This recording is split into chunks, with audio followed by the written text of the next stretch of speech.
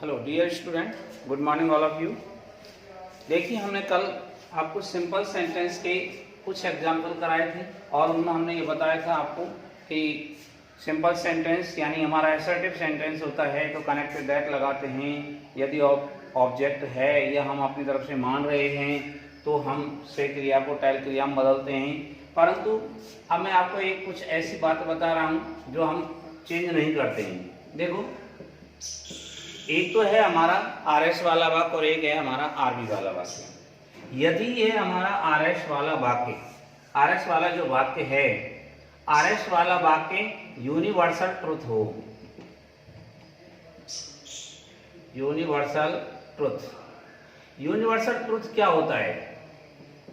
Universal truth जिसको हम हिंदी में कहते हैं सार्वभौमिक सत्य। सार्वभौमिक सत्य यानी जिसको संपूर्ण भूमि पर सत्य माना जाता है, कहीं पर भी उसको झूठा साबित नहीं किया जा सके, वो होता है हमारा यूनिवर्सल ट्रुथ। अच्छा, यदि हमारा दिया हुआ वाक्य यूनिवर्सल ट्रुथ है तो हमें यह भी जानकारी होनी चाहिए कि कैसे वाक्य होते हैं यूनिवर्सल ट्रुथ के।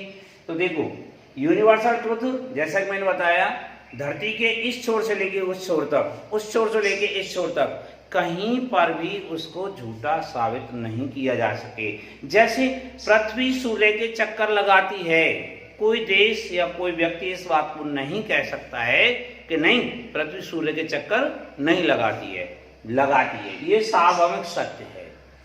चंद्रमा पृथ्वी के चक्कर लगाता है, बिल्कुल लगाता है।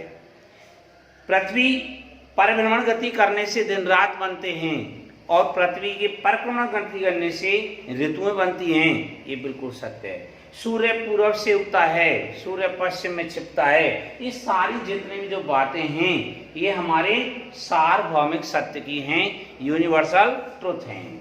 अच्छा, इसके बाद आता है हमारा अगला प्रोवर्ब, कहावत जिनको कहते हैं। प्रोवर्ब यानी कहावत।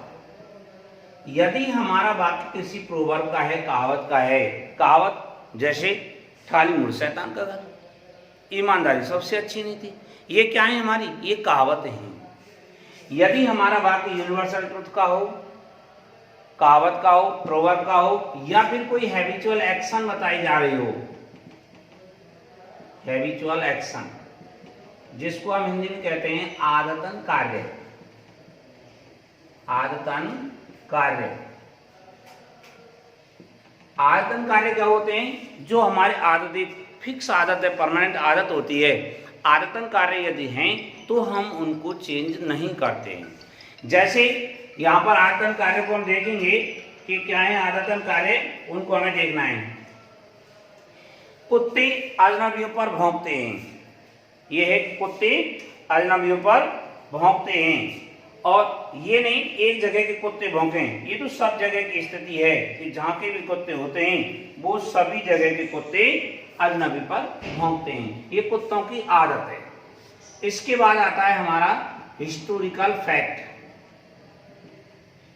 हिस्टोरिकल फैक्ट, इसको कहते हैं हम ऐतिहासिक, ऐतिहासिक तथ्य,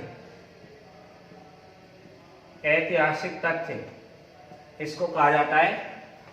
इतिहास में कोई बात ऐसी घटित हो गई है जिसको हम आज भी मानते चले आ रहे हैं, तो वो यदि ऐसा वाक्य कोई है तो हम उसमें इनके आने पर इस वाक्य में परिवर्तन नहीं करते हैं, चाहे हमारा आरबी वाक्य कैसा भी हो, भले ऑब्जेक्ट हो चाहे मत हो, हम इससे नहीं, इनमें परिवर्तन नहीं करते हैं, यानी इनका टेंस तो बिल्कुल ही नहीं बदलते।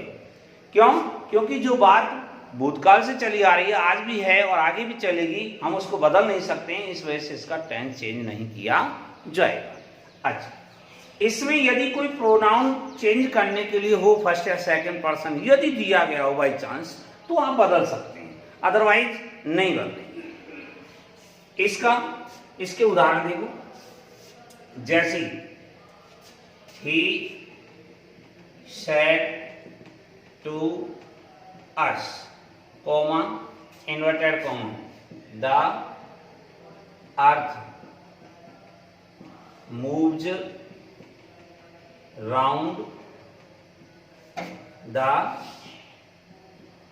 सन, the earth moves round the sun, ये हो गया।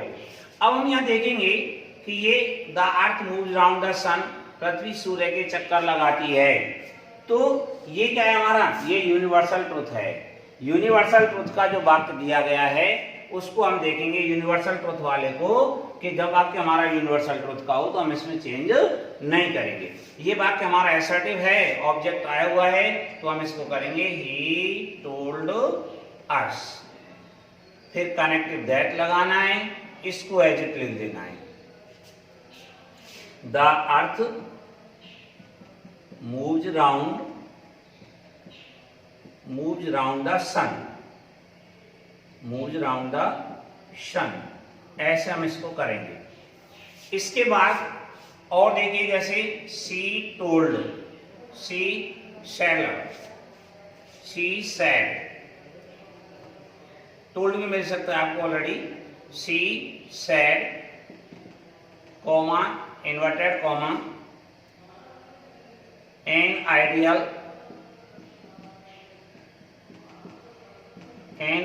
Mind is a devil's workshop, devil's workshop, an ideal mind is a devil's workshop, ये लिखा हुआ है। तो हम यहाँ लेंगे इसमें, ये हमारा एक थाली मूर्ख शैतान का घर, ये कहावत होती है। और जब हमारा वाक्य कहावत का हो तो हम क्या करेंगे कि यदि इसमें ऑब्जेक्ट है तो उसको टोल्ड में बदल देंगे और नहीं कनेक्टिव लगा देंगे। सी सेड, इसमें ऑब्जेक्ट नहीं आया, ना हमें मानने की जरूरत, तो एज इट लिख दिया, यहां दैट लगा दिया। N ideal mind is a devils workshop, ऐसे ये लिख दिया जाएगा। उसके बाद आता है अगला, the man said to me, the man said to me, comma inverted comma, the dogs bark at strangers। अब यहाँ कुत्ते अजनबियों पर भौंकते हैं, तो यहां पर लेंगे हम द मैन, सैड का हो जाएगा told, the man told me, connective लगा देंगे यहां पर हम दैट, ये एज इट लिख देंगे, the dogs bark at strangers, कुत्ते अजनबियों पर भौंकते हैं, ये हमारा हुआ। फिर इसका उदाहरण और देखिए, जैसे the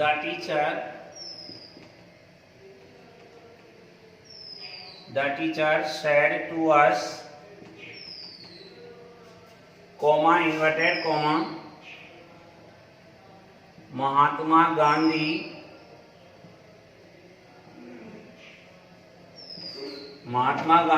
is said the father of nation, the father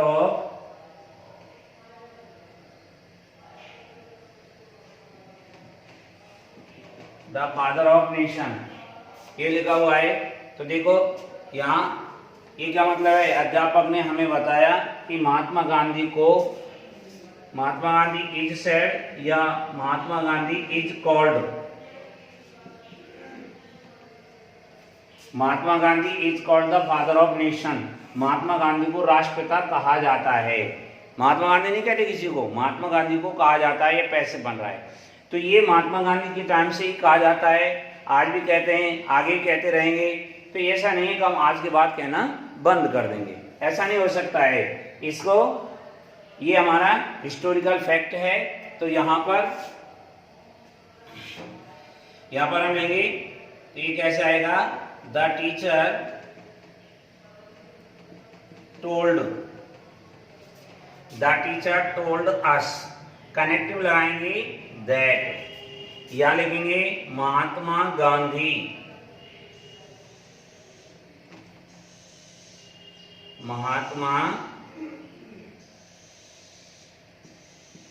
Gandhi is called the father of nation।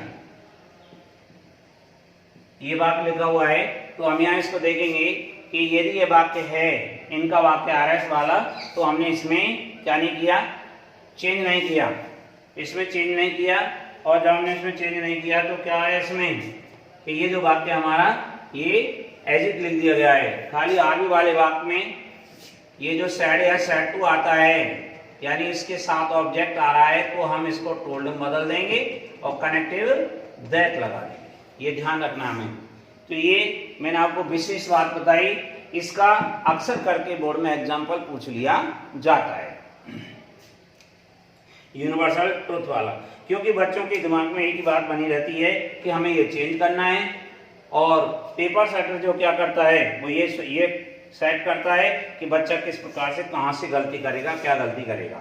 तो एक विशेष आप डाल करके लिख लें इसको, जिसको कहते हैं हम नोट डाल करके लिख लें, नोट फर्स्ट, और उसमें इन चीज़ों को आप विशेष रूप से याद रखें, ध्यान में रखें, क्योंकि इसका पूछ लिया जाता है अक्सर करके, इनमें से किसी को पूछ सकता है, ये बात ध्यान रखना। अब मैं बताता हूं आपको अगली बात।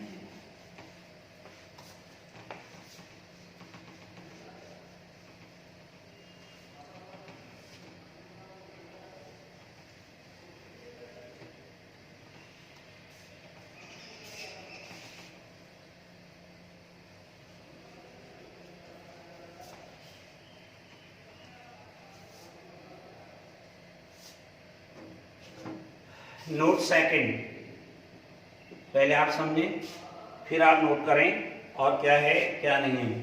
जैसा कि मैंने आपको बताया कि बात होते हैं दो, एक तो होता है आरबी वाला वाक्य और एक होता है हमारा आरएस वाला वाक्य। ये बताया, अभी मैंने आरएस वाले वाक्य का विशेष समझाया है आपको कि यदि वो वाक्य ऐसे आते हैं तो हम इनमें कोई परिवर्तन नहीं करते। अब बता रहा हूं इसका, ये आरबी की जो भी क्रिया है हमारी, आरबी की जो भी क्रिया दी जाती है वो यदि प्रेजेंट टेंस में हो या फ्यूचर टेंस में हो, प्रेजेंट के चारों में से कोई सी की हो, इंडेफिनिट की हो, कंटिन्यूअस की हो, परफेक्ट की हो, परफेक्ट कंटिन्यूअस की हो, यहां पर जो भी क्रिया आएगी फ्यूचर के चारों में से कोई सी भी हो, कोई सी भी क्रिया आ रही है, हमें उसमें ये दिया गया है, यदि ये वाक्य प्रेजेंट या फ्यूचर टेंस का दिया गया आरबी वाला वाक्य, तो हम ये ध्यान रखना है कि हम इसका टेंस नहीं बदलेंगे। आरएस वाले वाक्य का टेंस नहीं बदलते हैं, ये वही टेंस रहेगा जिस टेंस में ये दिए जाते हैं। जिस टेंस में दिए गए हों वही टेंस रहेगा, इसमें टेंस परिवर्तन नहीं होगा।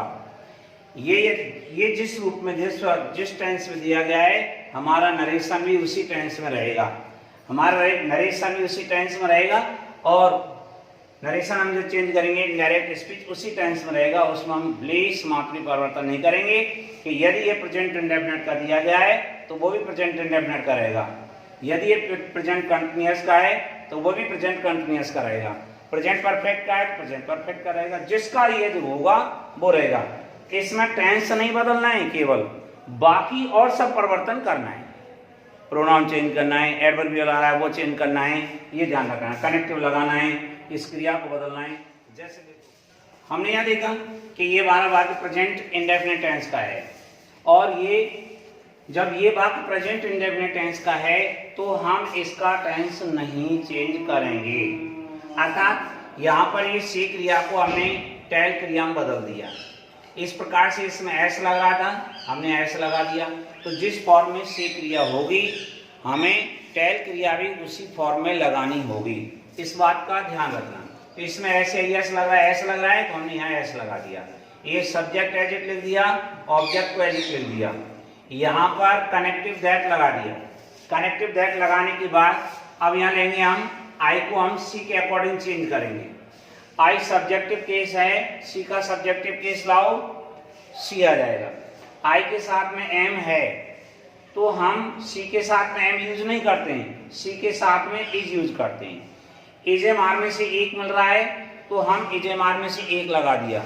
जब इज एम आर में से एक मिला था, इज एम आर में से एक लगा दिया, जिसका मतलब हमने टेंस चेंज नहीं किया है।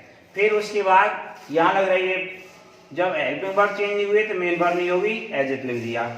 ये हमारा सेकंड पर्सन है, इसको लेकर के हम इसके पास आए, ऑब्जेक्ट के पास थर्ड नंबर पर है। इसका थर्ड नंबर लाओ तो सी हर हर, ही हिम हिज या हिम है, तो इस वजह से हम इसके लिखेंगे यहाँ पर क्या, हिज लिख देंगे। He him his, his third number पर है, मील एज इट आ गया, इन आ गया, ये फर्स्ट पर्सन है। फर्स्ट पर्सन वही सी के अकॉर्डिंग चेंज करेंगे। इसका थर्ड नंबर है तो सी का थर्ड नंबर लाओ, सी हर हर, तो थर्ड नंबर पर हर आ गया। इस प्रकार से हमने इसको चेंज किया। अब नेक्स्ट सेंटेंस देखिए। नेक्स्ट सेंटेंस है हमारा Ravita will say to me. Ravita will say to me, यहाँ पर ये लिखा हुआ है तो हम इसको लेंगे I can not solve your puzzle at present. तो हम यहाँ देखा कि ये हमारा वाक्य जो है वो फ्यूचर इंडेफिनिट टेंस का है। जब ये प्रेजेंट या फ्यूचर में से किसी का भी हो तो हम इसका टेंस चेंज नहीं करेंगे। यहाँ हमने लिखा रविता विल टेल, सी क्रिया को टेल बदल दिया, मी कनेक्टिव दैट लगा दिया। इसको चेंज करो रविता के अकॉर्डिंग। रविता को हमने मान लिया सी, रविता को सी मान लिया। अब सी के अकॉर्डिंग चेंज करेंगे हम। तो देखिए सी यानी आई को हम सी के अकॉर्डिंग चेंज करेंगे। यहाँ लाओ, इसके ये सब्जेक्ट केस है, इसका सब्जेक्ट केस सी ले आए। कैन का कुड कर देते, परंतु कब करते, जब ये पास्ट टेंस में होता। ये फ्यूचर टेंस में है, इस वजह से कैन का कैन ही रहेगा, हम कुड नहीं करेंगे। तो यहाँ ये लिख दिया कैन नॉट, फिर सॉल्व योर। योर कौन सा पर्सन है, योर है हमारा सेकंड पर्सन। सेकंड पर्सन जाएगा ऑब्जेक्ट के पास, आप लेकर के इसको यहाँ आ गए। ये थर्ड नंबर पर है, मी वाली लाइन में थर्ड नंबर देखो, आई मी माई, तो यहाँ योर की जगह पर क्या आ गया, माई आ गया। माई पजल एट प्रेजेंट, इनको एज इट लिख दिया। ये हमने दो सेंटेंस, दो एग्जांपल देखे। थर्ड एग्जांपल देखो, Sonu has told her I have not plugged a flower from your garden. तो यहां में देखा ये हमारा वाक्य असर्टिव है, असर्टिव सेंटेंस है, इस वजह से हमने यहां इसको, ये ऑलरेडी टोल्ड आ रहा है, ऑलरेडी आ रहा हो तो आपको उसको बदलना नहीं है, हमें केवल सी क्रिया को बदलना है। यहां हमने लिख दिया सोनू हैज टोल्ड हर। हमने यहां से शुरू किया, कनेक्टिव लगाया दैट। इसको लेकर के हम आए सोनू के पास, सोनू को हमने मान लिया ही।